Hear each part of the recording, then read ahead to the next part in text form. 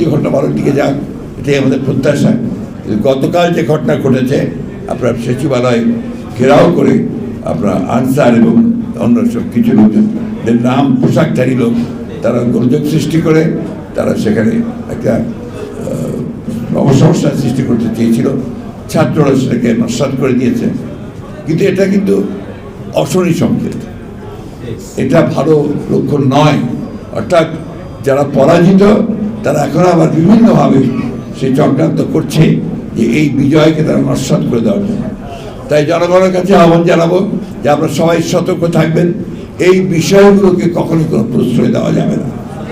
আর আমি দেশের বিভিন্ন সংগঠন, বিভিন্ন প্রতিষ্ঠান যারা সমস্যা আছে সব জায়গাতেই, তাদের কাছে অনুরোধ করব যে যখন ফ্যাসিবাদ ছিল তখন তো দারাবার্চির কথা চিন্তাও করতে পারতেন না, কথা বলার সুযোগ পেতেন না। এখন